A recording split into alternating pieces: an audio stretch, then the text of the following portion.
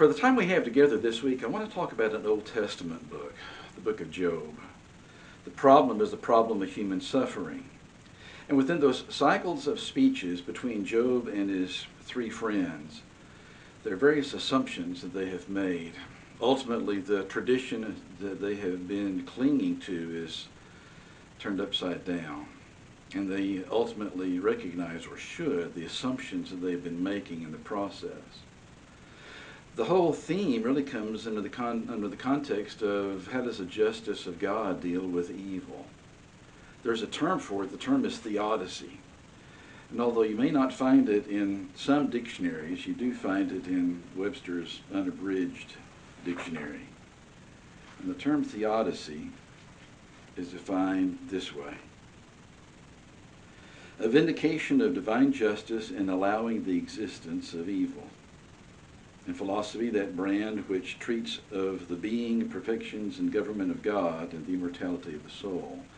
But the problem, the discussion, vindication of divine justice in allowing the existence of evil. Those who have a lot of questions about why would God allow the suffering to exist and continue to exist really are begging the same question that you find Job's three friends asking and Job responding to. And to begin with, if you remember what actually happens, there are some calamities that are horrendous that happen to Job. He loses his livestock, all of them. His children are killed as they're gathered together, and there's a collapse of where they actually are staying, and all of them are killed. Job's world has crashed in around him. In the very end of chapter 2, Job's friends, Eliphaz, Bildad, and Zophar, hear about all the trouble that had come upon Job, and they set out from their homes and met together by agreement to go and sympathize with him and to comfort him. It's in chapter 2, verse number 11. In verse number 13, when they arrive, they don't even recognize him, and they are weeping and lamenting for his sorrow. And then in verse 13, they sit with him for 7 days and 7 nights, no one saying a word, because they see how great his suffering actually is. In chapter 3, Job actually curses the day of his birth. He makes a statement in chapter 3 in verse 11, "Why did I not perish at birth and die as I came from the womb?" Everything that I'm going through right now is just almost too much to bear. They listen to that statement, and then finally, after he finishes in chapter 3, chapter 4, Eliphaz actually responds, and he's arguing from tradition. What he says in verse number 2, "If someone ventures a word with you, Job, will you be impatient? But how can one keep from speaking? We've sat here for a week, we've listened now to what you're saying and the way that you're cursing life itself. I've got to speak up." So in verse number 3 and verse number 4, he talks about the past. Eliphaz says, "Think how you, Job, have instructed many, how you strengthened the feeble hands. Your words have supported those who have stumbled." But now here's the present, verse number 5 and verse number 6. "But now trouble comes to you, and you are discouraged. It strikes you, and you are dismayed. Should not your piety be your confidence and your blameless ways your hope?" And that's really a question that sets up the discussion. The assumption of Eliphaz, verse number 7 of Job chapter 4. "Who, being innocent, has ever perished? Where were the upright ever destroyed? I have observed that those who plow evil and those who sow trouble reap it." The reason you're suffering, there's something that's really wrong in your life. And there's several things that are assumptive in the way that he begins. "Who, being innocent, ever perished?" And you think, okay, these individuals, have they ever heard the story of Cain and Abel? Who, being innocent, perished? It's worded in such a way, not just by Eliphaz, but by the other two friends as well. If somebody is innocent of any wrongdoing, They will always be prosperous. They will never have problems. They will always be blessed. The only people who have problems, the only people who have calamities in their life are people that have been disobedient to God. That is the tradition by which they live. And in this book, it's going to be turned upside down. So I have observed that those who plow evil and those who sow trouble reap it. Is that always the case? There is an assumption, again, involved in what he's saying.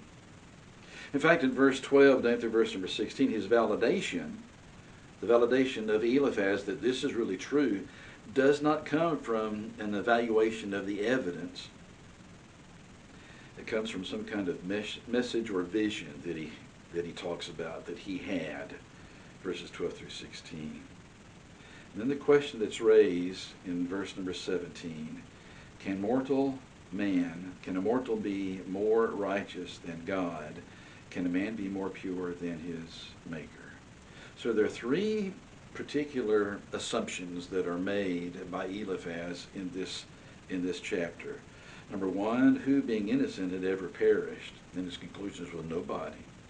The second one, those who plow evil, those who sow evil, those who sow trouble actually reap trouble, not the people that are good. And the third one is, can a mortal be more righteous than God? Can a man be more pure than his Maker?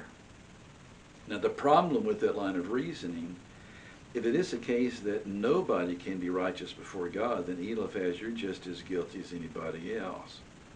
If everybody falls into that category, no person can be righteous before God, then all of us are to blame, and none of us can claim that we have blessings because we are so good, and that evil only falls on those who are evil themselves. In fact, in chapter 5, he continues, and what he says in verse number 8 to Job is, if it were I would appeal to God. I would lay my cause before him. Then in verse 17, blessed is the man whom God corrects, so do not despise the discipline of the Almighty. Verse 27, the last statement of his speech. We've examined this, and it is true. So hear it and apply it to yourself. Job, you've got to have done something that was extremely wrong, or these problems would not be in your life.